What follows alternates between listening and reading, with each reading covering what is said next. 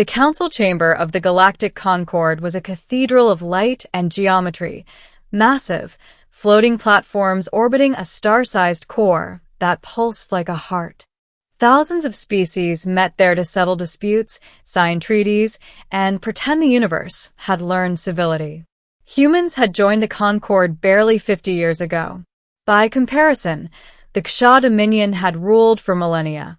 To them, humanity was still a primitive offshoot from a death world, a violent planet whose gravity crushed bones and whose wildlife evolved teeth faster than reason. It was that arrogance that sparked the day everything changed.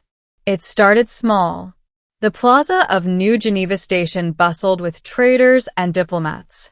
Neon banners fluttered, and gravity drones hummed. Amid the chaos, a small boy, 8 years old, brown-haired, wearing an Earth flag patch, wandered from his mother toward a food stall. Nearby, Commander Velrai of the Ksha stood with her escort, discussing cargo inspections. She was tall, insectoid, her forearms folded over armor plates that shimmered like obsidian glass. To her, humans were beneath notice. Pets the Concord had granted citizenship out of pity. The boy accidentally bumped her knee.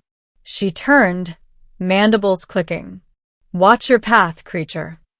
He blinked up at her, confused, holding his sweet bun. "Sorry, ma'am." Velrai's crest flared. "Do not speak to me, soft thing." When he didn't move fast enough, she struck him.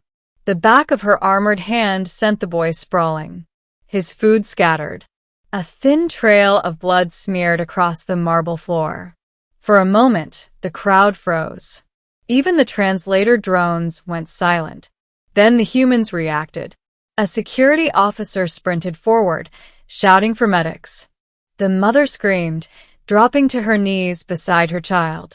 And somewhere, deep in the communication networks of the station, a single distress code was transmitted. Not official, not diplomatic, but old and simple.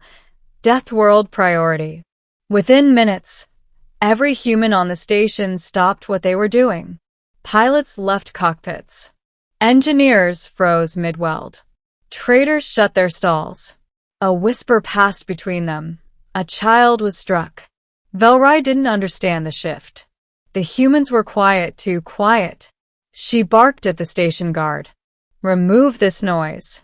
The creature is unharmed." The guard didn't answer. His eyes were cold. "I said remove." Her voice cut off as the lights dimmed. The station's emergency protocols activated, human override only. A soft voice echoed over the speakers. "All non-human personnel, please evacuate. This is an Earth matter." Velrai hissed. "You dare?" From the upper levels, armored figures dropped down. Black and gray exocets with the red insignia of Terran colonial response. Not soldiers of the Concord, Deathworlders. Their leader's visor glowed crimson. "Which one?" The guard pointed silently at Velrai. The Terran unit didn't shout, didn't threaten. They simply surrounded her. Velrai raised her claws. "You cannot touch me. I am an officer of the Ksha Dominion." The leader tilted her head. "And you struck a child of Earth." Velrai sneered. "A mistake, irrelevant. You will stand down." "Negative," came the reply. "Human children are under sovereign protection. Planetary Defense Clause 42. Your law means nothing here." The leader stepped closer. "It will." An hour later, the Ksha fleet received a distress ping from their commander, cut off mid-transmission. They scrambled to contact the station, but received only static. When their ambassador demanded an explanation, the Terran representative at the council simply said, "There's been an incident." Earth requests all parties remain calm until review. The Ksha didn't wait. They dispatched a battle group, 5 cruisers, bristling with weapons, to orbit New Geneva Station. They wanted to make an example. But humanity was not known for mercy when provoked. Inside the station, the Terran unit had sealed the plaza. Velrai sat in restraints, surrounded by the cold stare of Death World veterans. She could feel their hatred, not shouted, not shown, just heavy and absolute. The mother of the boy stood nearby, holding her child's hand as medics worked. His injuries were minor. His fear wasn't. The leader removed her helmet, revealing a scarred human woman. "The boy will live." Velrai scoffed. "Then this ends. Release me before your council." "Council." The woman's tone sharpened. "You misunderstand. This isn't a diplomatic dispute. You attacked a Terran miner. That makes it personal." The alien's throat plates rattled. "You can't, but they could." Outside the station, the Ksha battle group powered weapons. Terran defense platforms, unmanned, automated, came online instantly. Drones blinked out of hyperspace, forming a wall of black steel between the fleet and the station. Every Concord channel blared warnings. "Stand down. Earth has invoked Article 0. No one in galactic history had ever invoked it. Article 0 was a relic clause, written into the Concord Charter at humanity's insistence.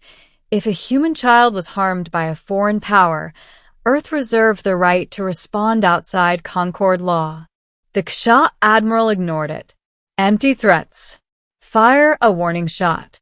The moment their plasma cannon charged, space folded. From the void emerged the 3rd Terran Expeditionary Fleet. Dozens of ships, dark as night and burning with blue plasma trails.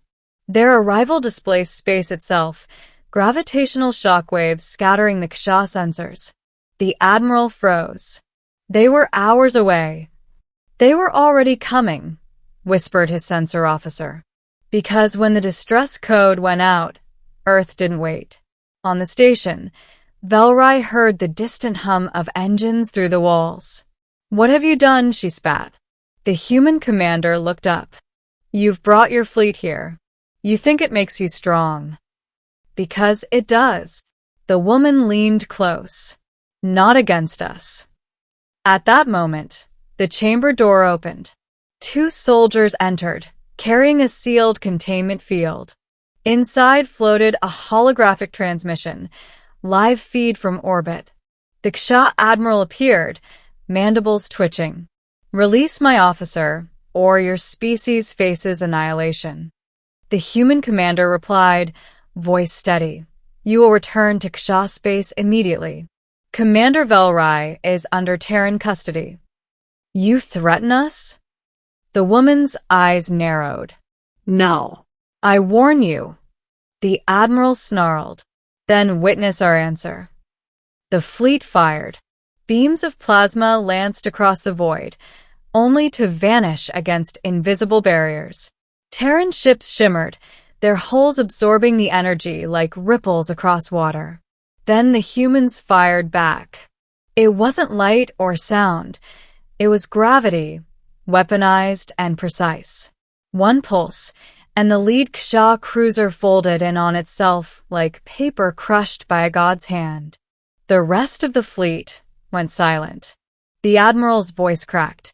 "Cease fire. Cease fire." But it was too late. The Terran fleet held their aim, not to destroy, but to humiliate.